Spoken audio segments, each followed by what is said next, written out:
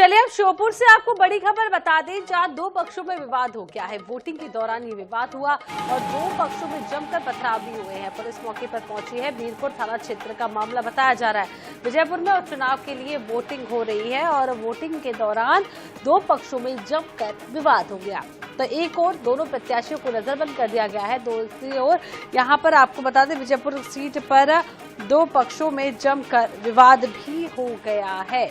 तो विजयपुर में उपचुनाव के लिए वोटिंग लगातार जारी है और दो पक्षों में विवाद हुआ है, पथराव हो गया है, एक दूसरे पर लाठी डंडे भी चला दिए गए हैं। तो वोटिंग के दौरान ये विवाद की खबर आपको बता दें सामने आई है। दो पक्षों में जमकर पथराव हुआ है और मौके पर पहुंची है पुलिस।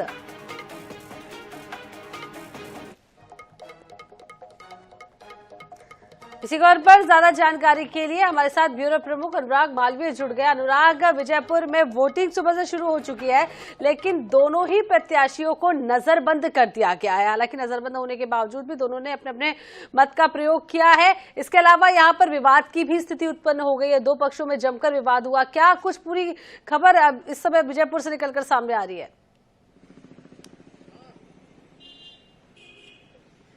बिल्कुल, देखिए अगर विजयपुर की बात करें तो कहीं ना कहीं तनाव दर बदर बढ़ता जा रहा है। सुबह से ही जिस तरह का माहौल था, जैसे ही मुकेश मल्होत्रा को जो है नजरबंद किया गया, वहीं से जो है परिस्थितियां बदली। कांग्रेस लगातार जो है आंदोलनरत हुई। उस बीच में भाजपा प्रत्याशी रामनिवास रावत को नजरबंद किया गया। दोनों प्रत्याशियों को नजरबंद किए जाने के बाद में जहां जहां दोनों पक्ष के लोग एक साथ हो रहे हैं, वहां तनाव की स्थिति बन रही है। एक थाना क्षेत्र में दोनों जो पक्षों के लोग जब शिकायत करने गए तो वहां पर शिकायत तो पुलिस से होनी थी, लेकिन आपस में ही भिड़ गए हैं। तो पूरी तरह से विजयपुर संवेदनशील हो गया है। हालांकि दोनों प्रत्याशी और कई सारे नेता कांग्रेस और भाजपा के नजरबंद हैं, लेकिन उससे ज्यादा स्थितियां खराब है। भाजपा और कांग्रेस के प्रदेश अध्यक्ष वहां पे डेरा जमा रहे हैं।